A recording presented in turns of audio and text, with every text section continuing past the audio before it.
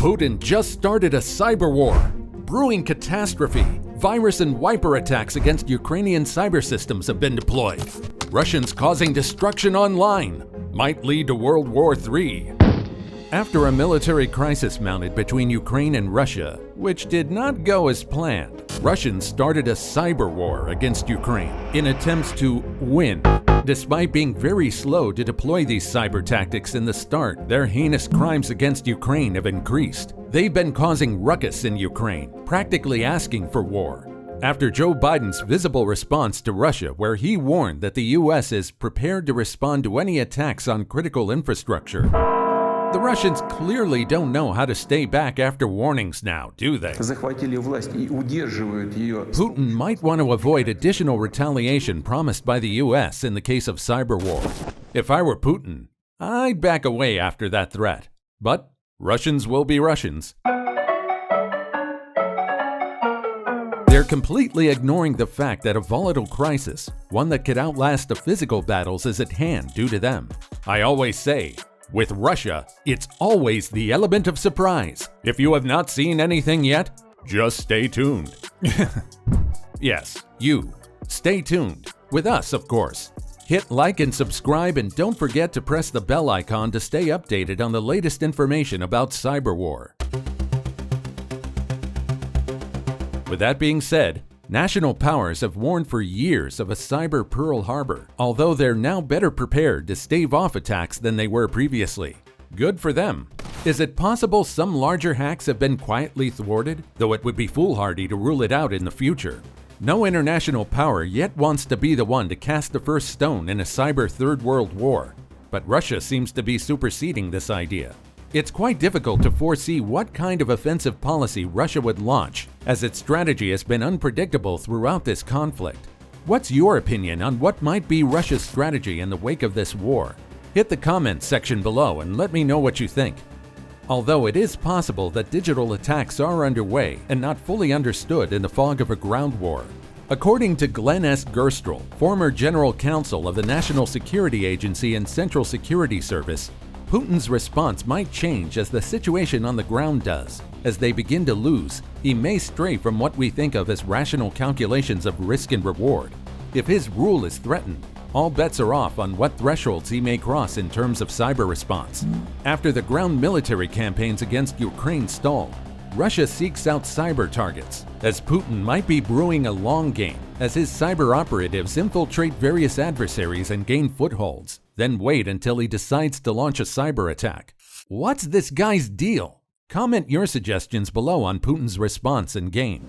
Russia is known to be quite sophisticated in cyber surveillance and in spying on their adversaries. Ukraine is on Russia's hit list in this cyber war. Ukraine, however, has pursued a unique strategy in cyberspace in its attempts to mobilize international sentiment. They created an army of cybersecurity professionals to attack military and critical infrastructure targets in Russia. But there's been a lot of thought and hard work put into preparing for an all-out assault on the cyber domain from Russia. Here's a list of some attacks Russia has made on Ukraine. Number 1. Large-scale attack on Ukraine's power grid. Russia is behind a large-scale attack on Ukraine's power grid in 2015, in coordination with its annexation of Crimea. Number 2. NotPetya virus.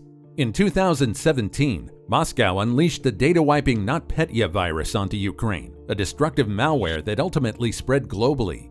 Number 3. Russian DDoS campaign. Russia launched a series of distributed denial-of-service (DDoS) attacks against Ukrainian websites in early February. The attacks targeted Ukrainian banking and defense websites and were reportedly launched by the Russian Military Intelligence Agency. Russian groups were found using Danabot, a malware-as-a-service platform, to launch DDoS attacks against Ukrainian government websites, such as Ministry of Foreign Affairs and the Education Ministry, and also Defense Ministry. Number 4. Whispergate. Wiper malware dubbed Whispergate by Microsoft was placed on Ukrainian systems on January 13, 2022. The wiper was designed to look like ransomware and offered victims what appeared to be a way to decrypt their data for a fee, although in reality the malware wiped the system. The wiper was found on systems throughout Ukraine, including the Foreign Ministry and networks used by the Ukrainian cabinet. The two wipers used in Whispergate bear similarities to the NotPetya wiper, which hit Ukraine and several large multinational companies in 2017. Number 5. Hermetic wiper. Cybersecurity companies detected a new set of wiper attacks on February 23, 2022, which were dubbed Hermetic wiper, alternatively known as Foxblade. Several other pieces of malware were deployed alongside Hermetic wiper, including a worm that was used to spread the wiper. The wiper spread beyond the borders of Ukraine and may have affected some systems in Baltic countries. Hermetic wiper appears to have some similarities with the previous campaigns launched by the Russian-sponsored group Sandworm. Number 6. Isaac wiper. Russia launched a wiper dubbed Isaac wiper against Ukrainian government systems, coinciding with the Russian invasion of Ukraine on February 24, 2022. The attacks were launched just after the Hermetic wiper attacks and appeared more targeted than the Hermetic wiper attacks. The affected organizations have been compromised long before the wiper's deployment. It's also notable that on January 24, 2020, more than 10,000 modems of the satellite broadband provider Viasat were knocked offline in a hack that US officials have attributed to Russia. The attack sabotaged hardware across and is continuing. Number 7. UNC 1151.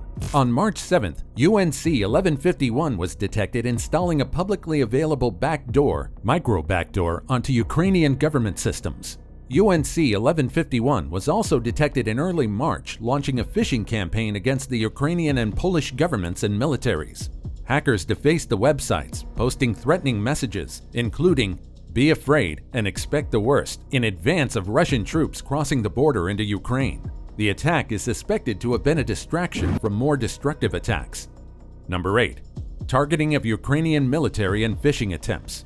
Ukraine's military personnel email accounts were hacked by Russians on the brink of its mass phishing attack.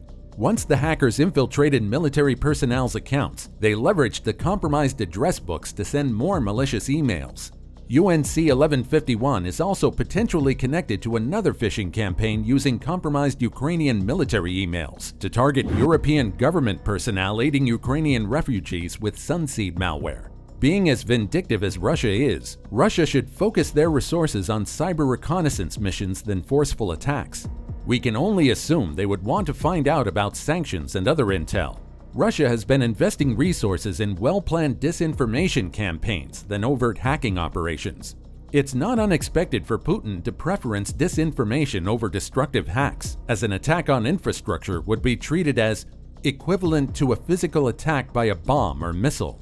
Mr. Putin sure knows how to play his cards well. Several US tech firms have been forced to take matters into their own hands after Ukrainian officials pleaded with them to address the bulk of Russian disinformation that has exploded on their platforms. Russia is leading campaigns to push false narratives out in the open around the invasion of Ukraine, including videos and alerts. Russian officials have blocked access of social media in the country to prevent any information sharing that does not fit their narrative. These are all acts that fall below the threshold of an act of war, but are very malicious and damaging nonetheless. Apart from attacks on Ukraine, Russia has had its fair share of cyber attack magic tricks up its sleeve when it comes to the US. Non-government Russian hackers have been linked to brazen hacking schemes, including the debilitating ransomware hack of the Colonial Pipeline in the US.